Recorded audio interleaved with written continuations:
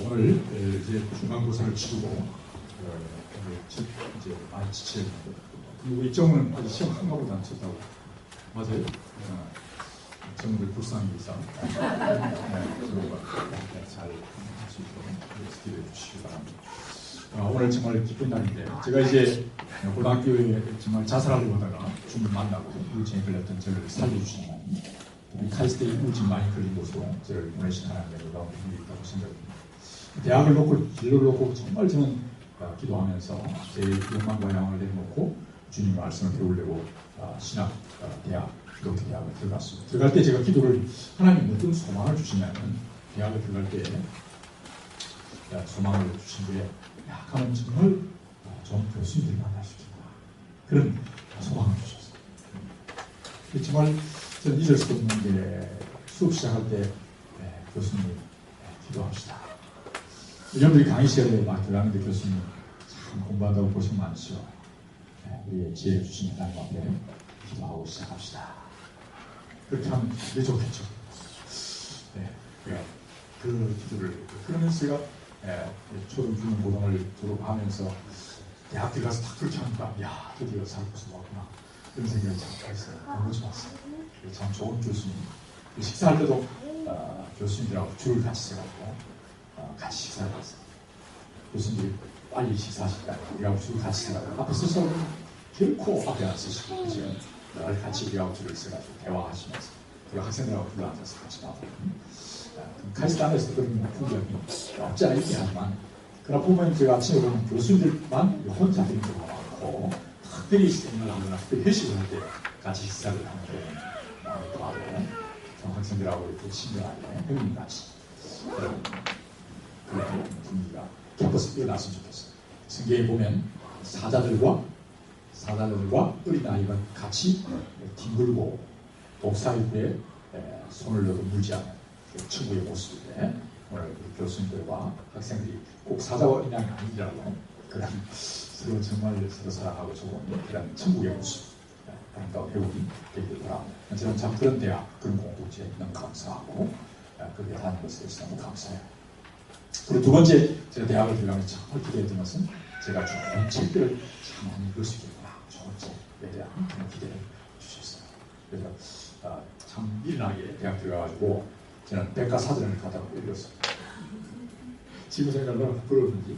그래서 이제 종합백과 여러 사전이 있는데 그 중에 이제 순서로 주제된 그런 책을 갖다 놓고 읽고 있더니 읽으니까 도서관 사서이신 그 관장님 오셔가지고 어떻게 책을 그렇게 읽고 있어요? 그래서 나한테 얘기를 하더라고요. 그래서 나중에 저한테 좋은 아이디어를 주시고 좋은 책을 또 소개해 주시는데 참 좋은 책을 읽었다니 너무 감사합니다. 그 가운데 잊을 수 없는 아브라함 카이프의 켈빈주의라든지 그 다음에 보이벨트의 서구 사상의 황원이나 또 서구 사상의 뿌리라든지 이런 책들을 볼 수 있어서 너무 감사합니다. 그래서 대학 다닐 때 좋은 세계관, 생각의 프레임을 세울 수 있었고 그런 부분에 감사하고 세 번째가 오늘 제가 말씀드린 주제는 좋은 친구를 만나서 너무 감사합니다. 좋은 친구들 오늘도 온 우리 박혜수 선교사님과 전쟁의 선교사님 두 분 다 제 친구예요.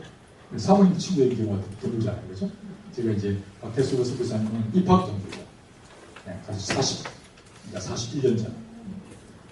그래서 41년 전에 만났는데 그렇게 자주 못 만났어요. 얼마 전에 거의 40년 만에 만났어요. 근데 얼마나 저보다 훨씬 더 나이를 들고 있어요. 정말 주님의 나라를 위해서 저는 너무 이제 때를 부렸다고 우리가 쉬어졌는데 짠머리를 부린다고 얘기했는데 머리가 참 좋은 친구들 주님의 나라를 위해서 사시는 시간에 좋은 친구 만날 수 있으면 감사했어요. 좋은 선배, 좋은 동료, 좋은 후배를 만나서 얼마나 감사한지 모르겠어요. 그래서 정경의 사모님은 제가 한 해 78년 폐일나라 폐기라고 이제 그 주간을 제가 한 해 쉬고 하나님 살려주셔서 복하게 해가지고 정경의 사모님하고 같이 공부한 거예요. 한 해 미친데 제가 같이 공부를 했어요. 그래서 이제 동기가 돼요. 두 분 다 이제 그런 분들이 참 커플이 되는데 그분 이렇게 만나기 위해서 얼마 전에 만났더니 태평양 바누아투라고 하는 섬에 선교사로 가셔서 한 23만, 25만 바로 이 희연이가 살던 뉴질랜드에 있어요. 비행기로 6시간 거리에 있는 그렇게 가까운 곳은 아니죠. 정말 나한테 우리는 태평양이 그냥 바다만인 줄 알고 펭귄만 사는 줄 알았는데 펭귄만 사는 게 아니라 여러 사람들이 섬이 총 84개, 83개 많은 섬들이 있고 그 섬 가운데 이 바누아투는 그렇게 작지 않은 그런 섬에 가셔서 정말 주님이 이 땅을 찾아오셨듯이 찾아가서 선교하시는 귀한 자리를 보내주셨어요. 참 이런 큰 교회를 가서 선교에 대한 알리고 또 펀딩해야 되는데 저희 카리스토교회 제가 초청할 좀 죄송해요. 그러나 하나님께서 같은 동력자로 이 캠퍼스의 선교사를 보시고 함께 이것도 그런 과학기술 종족들이 살고 있어서 이 과학기술 종족들에게 우리의 복음을 전해드리지 함께 하나님 귀한 시간 되었으면 좋겠습니다. 그래서 먼저 우리 선교사님 박교 선교사 나오셔서 이제 어떻게 정말 선교 헌신하게 되었고 본인이 인생 60여 년을 지내면서 하나님이 어떻게 인도하셨는가 말씀을 통한 정말 놀라운 말씀을 선포해 주시고 이어서 이제 우리 선교사님 우리 정정의 사모님 선교사 나오셔서 선교의 사회 현장에 일하신 역사하신 하나님에 대해서 이 시간 전달해 주시겠습니다. 이제 말씀 이제 한 먼저 보여주시고 같이 읽고 제가 같이 한 절이니까요. 누가복음 5장 1절로 8절까지 말씀을 같이 보도록 하겠습니다. 네. 같이 선포할까요? 네, 시작. 예수님이 나사렛 호숫가에서 말씀하실 때에 많은 사람들이 하나님의 말씀을 들으려고 밀려왔다. 그때의 호숫가에는 배 두 척이 있었고 어부들은 배에서 내려 그물을 싣고 있었다. 예수님은 그것을 보시고 그 중 하나인 시몬의 배에 오셨다. 그리고 그에게 배를 육지에서 조금 떼어놓게 하시고 앉아서 군용들을 가르치셨다.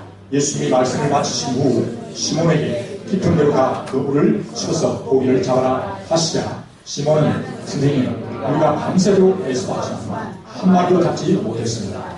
그러나 선생님이 말씀하시니 한 번 더 그물을 쳐보겠습니다 하고 그물을 쳤더니 고기가 너무 많이 잡혀 그물이 찢어지게 되었다. 그래서 그들은 다른 배에 있는 동료들을 배에 도와달라고 손짓하였다. 그들이 와서 함께 두 배의 고기를 가득 채우자 배가 가라앉을 지경이었다. 시몬 베드로가 그것을 보고 예수님 앞에 꿇어엎드려 주님 저는 죄인입니다. 제 발질을 끊어주십시오 하였다. 아멘. 네, 이제 불을 켜주시죠. 이제 선교사님 나오셔서 박교 선교사님 나오셔서 말씀 전해주실 때 정말 좋은 밭 같이 하나님 말씀에 반응할 수 있기를 바라고 그래서 정말 말씀을 통하여 주의 음성을 들을 수 있는 그런 시간 되었으면 좋겠습니다. 주님의 이름으로 환영하면서 환영의 박수를 하겠습니다. 네, 네, 정경의 사모님. 바누아투 목장 하셨는데 보니까 그 하와이 훌라 춤이 그런 목장 하셨습니다. 네.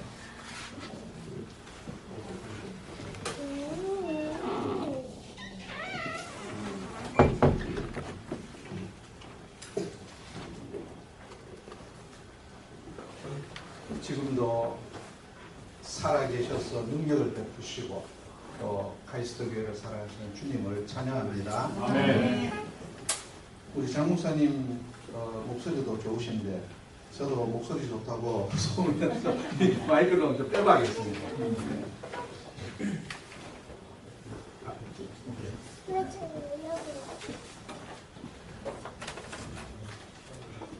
한국 최고의 학문과 지성의 혈안인 이 카이스트의 영적 지도자인 우리 장 목사님을 친구로 둔 게 얼마나 자랑스러운지 모릅니다. 왜냐하면 제가 와서 잠깐 얘기했는데 무시간 제가 굉장히 유식해지는 느낌을 받았어요. 장 목사님 얼마나 유식하신지 우리 또 우리 정 집사님 또 말씀 들으면서 무시간 내가 참 오늘 카이스트를 잘 왔다, 네? 이런 생각이 들었습니다. 그래서 오늘 유시간 여러분들에게 하나님의 진리의 말씀, 성령의 말씀을 전하기로 합니다. 제가 잠시 한번 기도하겠습니다. 사랑의 하나님 감사합니다. 여전히 살아계시고 역사하시고 능력을 베푸시는 주님을 의지하고 찬양합니다. 오늘도 우리 가운데 임재해 주셔서 말씀해 주시고 우리 모두가 성령 안에서 하나 되는 놀라운 감격과 기쁨을 누릴 수 있도록 우리 하나님 축복해 주시옵소서. 아멘. 예수님의 이름으로 기도드립니다. 아멘. 아멘. 로벤 롤랑은 인생이란 15분 늦게 들어선 영화관이다 그런 말을 했습니다. 영화에서 가장 중요한 첫 시작 15분을 놓쳐버렸으니 무엇이 어떻게 돌아가는지 영화 끝날 때까지 오리무중이라는 말이죠. 그래서 결국은 영화 끝까지 헤매다가 브레이크타임을 기다려 다시 시작된 영화 15분을 보고 나서야 그렇게 되는 거였구나 하는 거죠. 오늘 우리는 이 놓쳐버린 15분보다 더 오리무중인 한 사나이를 만나게 됩니다. 그는 성급하고 우유부단하고 신뢰하기 어려운 성품을 가진 사람이었습니다. 그는 지키지 못할 약속을 남발하고 무슨 일이든 무작정 뛰어들었다가 중도에 포기하기에 일수에다가 성급히 앞장섰다가 일찍 공문될 때는 그런 성격도 가지고 있었습니다. 조용히 생각해야 될 때 말 꺼내고 끼어 있어야 할 때 잠들어 있고 육신의 습관에 굴복했다가 성령 안에서 행동하기도 한 갈팡질팡하는 사람이었습니다. 그의 이름이 바요나 시몬, 시몬의 아들이라는 말이죠. 요한의 아들 시몬이라는 말이죠. 그의 비주를 너무나 잘 아시는 주님은 그를 만난 첫날 반석처럼 좀 든든하라고 베드로라는 별명을 붙여주셨습니다. 예수님은 그와 함께 지내시면서 때로는 본명인 시몬, 때로는 별명인 베드로를 불렀는데 시몬이라 불렀을 때는 그가 옛자를 쫓아 행동하는 것을 꾸짖는 의미가 담겨 있었고 베드로라 부르실 때는 칭찬의 의미가 담겨 있었습니다. 오늘 사건은 떠다니던 성급한 모래인 시몬이 요동치 않는 반석인 베드로로 변해가면서 생겼던 몇 가지 사건 중 하나입니다. 오늘 성경 본문은 고기잡이에 실패해서 텅 비어버린 시몬 베드로의 빈배에 예수님이 찾아오시면서 시작이 됩니다. 본문 3절 4절 제가 다시 한번 읽습니다. 예수께서 한 배에 오르시니 그 배는 시몬의 배라 육지에서 조금 떼기를 청하시고 앉으사 배에서 무료를 가르치시더니 말씀을 마치시고 시몬에게 이르시되 깊은 데로 가서 그물을 내려 고기를 잡으라. 예수님은 호수에 정박해 있는 두 배 중 하나인 시몬의 배에 오르시더니 배 곁에서 그물을 싣고 있는 시몬에게 배를 육지로부터 조금 떼어 놓으라 그렇게 말씀하시고는 배에 앉으셔서 자신을 만나러 온 수많은 사람들에게 말씀을 가르치십니다. 그러더니 뜬금없이 옆에서 그물손질을 마치고 돌아서는 시몬에게 깊은 데로 가서 그물을 내려 고기를 잡으라 그렇게 말씀하십니다. 그날 베드로는 밤새도록 그물을 던졌지만 물고기를 한 마리도 잡지 못해 몹시 지쳐 있습니다. 자정스럽고 기분 나쁜 아침입니다. 머릿속에는 그저 모든 것 다 있고 그물을 빨리 씻어 말리고 집에 가서 한숨 자야겠다는 생각밖에 없습니다. 그 시대의 어부란 무척 힘들고 고된 직업입니다. 어부들은 주로 밤에 고기를 잡는데 그 이유는 당시 고기 잡는 그물이 세마포로 만들어져서 어두울 때는 잘 안 보이다가 날이 밝아지면 물속에서도 거의 보이는 그물입니다. 그렇기 때문에 밤 이외에 고기잡이는 사실상 불가능한 것입니다. 밤 10시쯤 되면 어부들은 그물 내리기 적합한 갈릴리 호수 중앙까지 거의 6km를 노저가 새벽 4시까지 열심히 물고기를 잡고 아침이면 돌아와 비로소 잠을 청하는 야행성입니다. 더군다나 아무리 고기가 잘 잡힌다는 갈릴리 호수라고 해도 아무 때나 고기가 잘 잡히는 것이 아니라 우기철인 겨울철에만 많이 잡히기 때문에 한겨울에 그물이 엉키지 않도록 물속을 들락거리려면 고생도 보통 고생이 아니었을 겁니다. 이스라엘을 다녀와 보신 분들은 알겠지만 이스라엘은 아열대 기후로 여름과 겨울 두 계절만 있는데 여름은 무덥고 건조하고 겨울은 습하고 추운 날씨입니다. 특히 겨울은 낮과 밤의 온도 차이가 심해서 어부들은 혹독한 삶의 현장 속에서 물고기와 한밤을 실험을 했을 것입니다. 베드로는 그렇게 한밤을 추위와 싸우며 고기잡이를 했건만 결과는 빈배인 것입니다. 많은 사람들이 예수님을 만나러 몰려오고 밀려드는 이 사이에 밀려서 점점 호숫가로 예수님이 밀리든지 말든지 빈배로 돌아온 베드로는 허탈한 한숨을 쉬면서 그물을 씻어 말리고 있습니다. 그런 베드로의 마음도 모르시고 깊은 데로 가서 그물을 내리라니 좀 짜증이 나지 않았겠습니까? 거기다 베드로는 물고기 잡는 데는 이골이 난 베테랑 어부입니다. 다른 분야라면 몰라도 물고기 잡는 것만큼은 전문가로서의 소신과 자존심이 있었습니다. 이런 프로 어부 베드로에게 물고기 잡는 것에 문외한인 전직 목수 출신의 예수님이 훈수를 두고 코치까지 합니다. 뭔가 마음만 지친 게 아니라 이젠 자존심까지 완전히 구겨지는 순간입니다. 그것뿐이면 말도 안 합니다. 말씀을 하시려면 그물을 씻기 전에나 하시든지 어깨가 내려앉는 피로감으로 겨우 그물을 씻어 말렸는데 다시 그물을 던지라니 손가락 까딱할 힘도 없는데 다시 호수 중앙까지 배를 저 가라니 죽으면 죽었지 나는 못합니다 하지 않았겠습니까? 그런데 베드로의 대답이 좀 의외입니다. 5절 말씀 시몬이 대답하여 이르되 선생님 우리들이 밤이 새도록 수고하였으되 잡은 것이 없지만은 말씀에 의지하여 내가 그물을 내리리이다. 베드로는 순간 불가능 4종 세트를 훌쩍 뛰어넘습니다. 물속에 그물이 환히 보이는 아침이라는 시간의 불가능을 뛰어넘고 전날 밤 물고기가 안 잡히던 그 자리에 다시 그물을 내려야 한다는 경험의 불가능을 뛰어넘고 지칠 대로 지쳐서 또 다른 시행착오를 할 만큼의 여유가 없는 육신의 한계의 불가능을 뛰어넘고 베드로 자신은 이 바다에서 잔뼈가 굵어진 어부요 지금 명령하시는 예수님은 목수 그것도 전직 목수요 현직 실업자임에도 순종할 대상의 불가능을 뛰어넘었습니다. 가만히 보면 베드로의 순종은 그냥 순종이 아니라 완전한 순종이며 도저히 따를 수 없는 명령에 순종한 것입니다. 우리는 하나님의 말씀인 신구약 성경을 믿지만 가톨릭 신자들은 신구약 외에 외경이라는 것도 있습니다. 신학교 도서관에 가면 신구약 성경도 아닌 외경도 아닌 위경이라는 것이 있는데 이 위경은 성경으로서의 가치도 없고 또 누가 썼는지 모르지만 거기에 예수님에 대한 재밌는 예화들이 많아서 가끔 그렇게 설교의 예화로 쓰여지기도 합니다. 그 중에 하나 이곳저곳을 전도하러 다니시던 예수님이 어느 날 제자들에게 얘들아 오늘은 소풍 가자 그렇게 말씀하셨답니다. 어디로 갈까요? 감람산으로 가자. 산 밑에 도착하자 제자들에게 뜬금없이 얘들아 큼직한 돌을 하나씩 골라서 들어 말씀하십니다.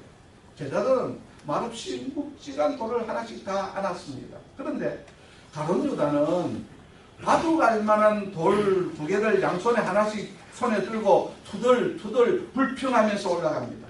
소풍 가자 하시더니 경상도 말로 왜 노가다를 다 시키시노?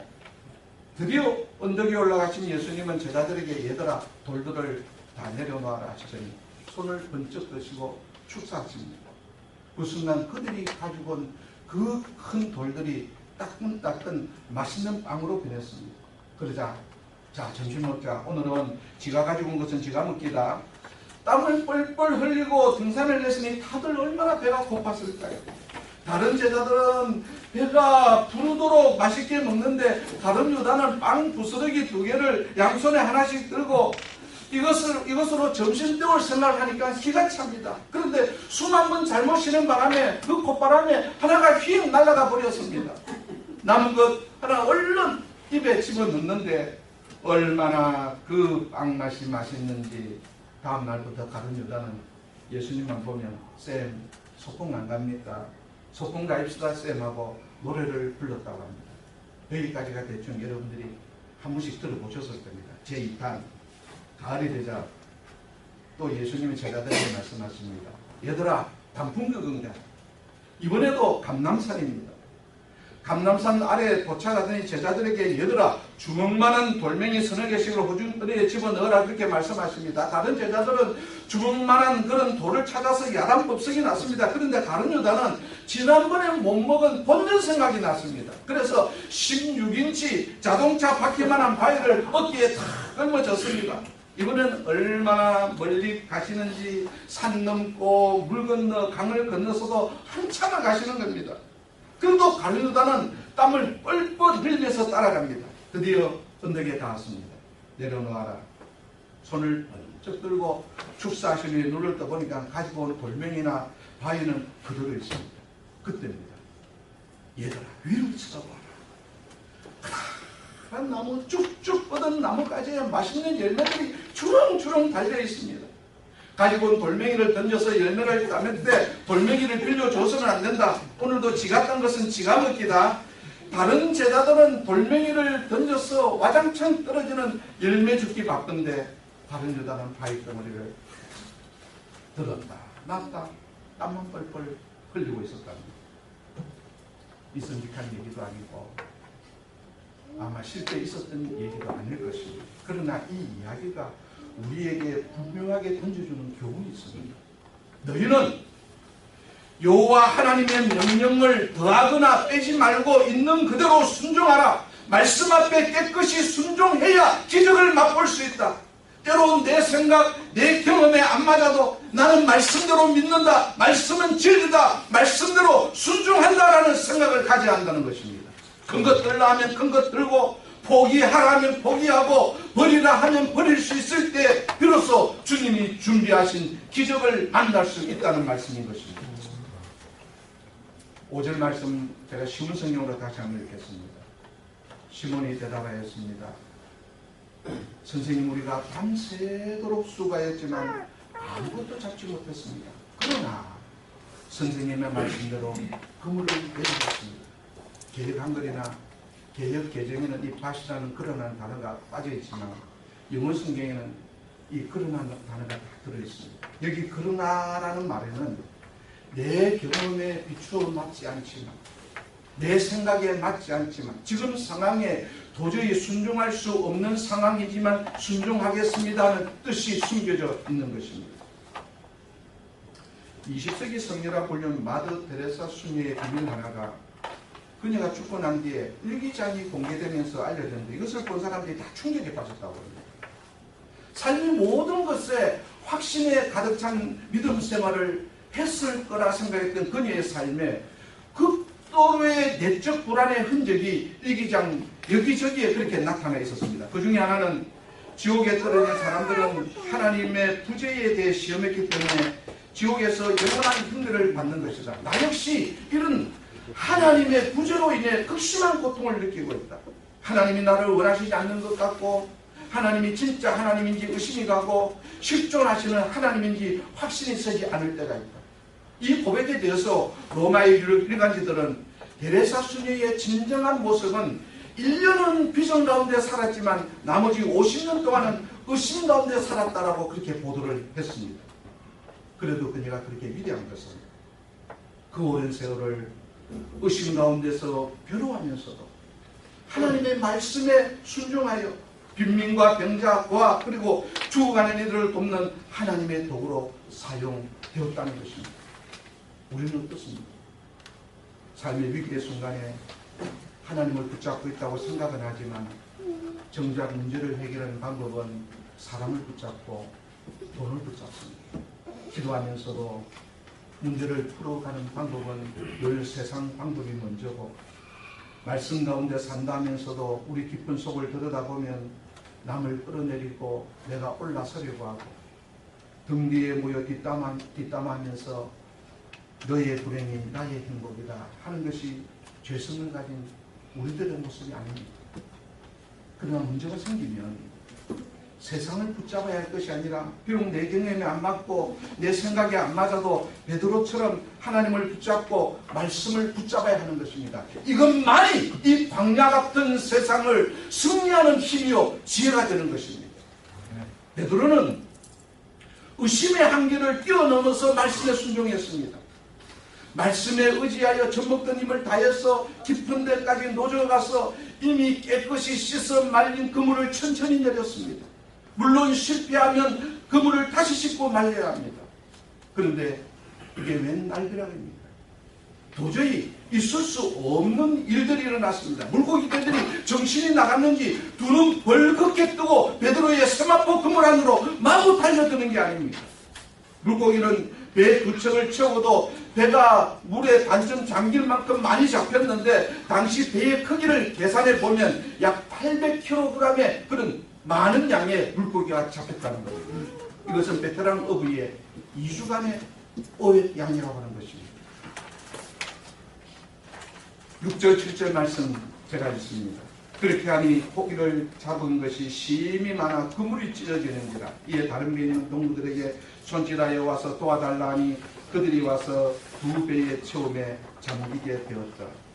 힘겨운 순종의 결과로 받은 충분한 보상인 것입니다. 주님의 기쁨인 카이스트 교회 성도 여러분, 텅 비어버린 빈배 곁에서 쓸쓸하게 그물을 싣고 있는 베드로의 모습이 어쩐지 나와 너무 닮았다는 생각이 들지 않으십니까? 우리도 우리의 인생 방향길에서 밤이 맞도록 열심히 그물질하며 살아왔습니다. 그러나 건진 것은 하나도 없고 마음은 공허하고 몸은 지쳤습니다. 그럴 때 우리는 베드로처럼 주님의 음성의 귀를 기울여야 합니다. 깊은 데로 가서 그물을 던져라. 부정적인 생각을 버리라고 하면 생각을 멈추고 긍정적인 생각을 애써야 하고, 말하는 습관을 바꾸라 하면 새로운 천국 방언을 말하려고 애쓰고, 용서하라 하면 용서할 수 없는 사람조차도 용서하려고 애쓰고, 비판하거나 판단하지 말라 하면 칭찬과 격려로 바꾸고, 거룩한 상상력을 애쓰라 하면 더러운 생각들을 다 버리려고 그렇게 애써야만 하는 것입니다. 하나님의 명령이 내가 순종할 수 있는 것이든 아니든 내 경험에 맞든 안 맞든 단순하게 말씀에 순종하여 살면, 그러면 우리는 우리 삶에서 매번 기적을 만날 뿐만 아니라 베드로처럼 흔들어 넘치고 나눠주는 그런 풍성한 삶을 살아갈 수 있을 것입니다. 아멘. 실패의 아침에 베드로는 예수님을 만나면서 그의 인생 전체가 바뀌었습니다. 사실 베드로와 예수님의 만남이 이날 첫 만남을 이루었습니다. 사건이 일어나기 전에 베드로는 이미 3번이나 예수님을 만난 적이 있었습니다. 첫 만남은 요한복음 1장 41절에서 42절입니다. 자신의 형제 안드레에게 메시아를 만났다고 얘기를 듣지만 자신이 경험한 것이 아니기에 그냥 듣고 지나갑니다. 두 번째 만남은 마태복음 4장 18절로 19절에서 나를 따라오라는 주님의 명령에 즉각 순종해서 따라는 가지만 다시 가족에게로 돌아와 버리는 것입니다. 세 번째 만나면 누가복음 4장 38절에 기록되어 있는데 자신의 집에 예수님이 찾아오셔서 장모의 병을 고쳐주십니다. 그러나 그때까지도 예수님과 직접적인 관계가 맺어진 것이 아니었습니다. 오늘 누가복음 5장 자신의 실패한 삶 가운데로 뚜벅뚜벅 예수님이 걸어 들어오셨을 때에 비로소 그는 주님과 1:1 관계로 만나게 된 것입니다. 우리도 마찬가지입니다. 우리 인생에서 1:1 관계로 꼭 만나야 할 중요한 한 분이 있다면 그것은 바로 예수님입니다. 주님을 만나면 베드로처럼 인생에 엄청난 변화가 일어나고 사모하고 기다리던 기적도 만날 것입니다. 만약 예수님을 만나고 나서도 삶의 변화가 없다면 그건 가짜입니다. 세상에 있을 수 없는 거짓말은 바로 예수님을 만나고도 아무것도 변하지 않았다는 말입니다. 예수님을 만나기 전 사람들은 자신만 의지하고 살면 자신이 꽤 괜찮은 존재인 줄 압니다. 그래서 I'm something, 나는 꽤 괜찮은 존재라고 생각을 합니다. 그러나 인격적으로 예수님을 만나 전능하신 그분에게 붙들리고 나면 그분이 너무 대단해서, 너무 어마어마해서 I'm nothing, 나는 아무것도 아닙니다, 무익한 종입니다, 그렇게 토해질 수밖에 없는 것입니다. 그러나 성령이 내 안에 계실 때에 나는 전능한 그분의 자녀며 주님이 내 고통을 아시고 나를 위해 중보하심을 느낄 때에 또 내가 어떤 존재인지를 깨닫게 될 때에 능한 그분의 자녀라는 사실을 깨닫게 되었을 때에 I'm everything, 내게 능력 주신 이 안에서 내가 모든 것을 할 수 있습니다, 그렇게 고백하게 되는 것입니다. 말씀의 결론을 맺기를 원합니다. 디바인 예스라는 말을 아십니다. 감리교가 자랑하는 선교사 중 스탠리 존스라는 분이 계십니다. 그는 인도에서 평생을 선교사로 보냈는데 69세 되던 해 중풍에 걸려서 공국 미국으로 구송되어 옵니다. 보스턴 병원에 5개월 동안 입원해 있으면서 이 책을 썼는데 디바인 예스라는 이 뜻은 하나님의 말씀에 언제나 예스라는 것입니다. 그는 중풍으로 누워있으면서 간호원에게 부탁을 했다고 합니다. 아침에 나갈 때마다 굿모닝하고 인사하지 말고 나사렛 예수의 이름으로 명하노니 그 자리에서 일어나라 이렇게 말해주시오. 이미 의사에게 불가능이라고 판정을 받았지만 그는 매일 아침 간호사의 입술을 통해서 나사렛 예수의 이름으로 명하노니 그 자리에서 일어나라는 선포의 말씀을 들었습니다. 그리고 그는 5개월 만에 자리에서 일어났고 20년 동안 더 사역하다가 89세 때에 하나님의 부름을 받았다는 것입니다. 이것은 그의 신념이 아니라 믿음의 것입니다. 믿음이 무엇입니까? 말씀을 그대로 믿는 것이며 그 믿음으로 말씀에 순종하는 것입니다. 이제 베드로는 의심하던 시몬이 아니라 분명한 확신 가운데 모든 것을 버려두고 주님을 따르는 제자 베드로인 것입니다. 30대로라면 고향에서 가족을 위해서 평생 업으로만 살다 거기 묻혀야 할 그가 예수님의 수제자가 되었고 신약시대 최고의 사도가 되었고 위대한 순교자가 되었던 것입니다. 주님의 기쁨인 카이스트 교회 성도 여러분, 인생을 살다 보면 여러분들도 원치 않는 인생의 한계를 만나게 될 것입니다. 그때 한계 너머에서 하나님을 만난 베드로를 기억했으면 좋겠습니다. 그래서 여러분의 인생의 한계에서도 믿음으로 순종하여 그물이 찢어질 만큼의 만선의 기쁨과 기적을 체험하시는 모든 분들이 다 되시기를 주님의 이름으로 축복합니다. 아멘.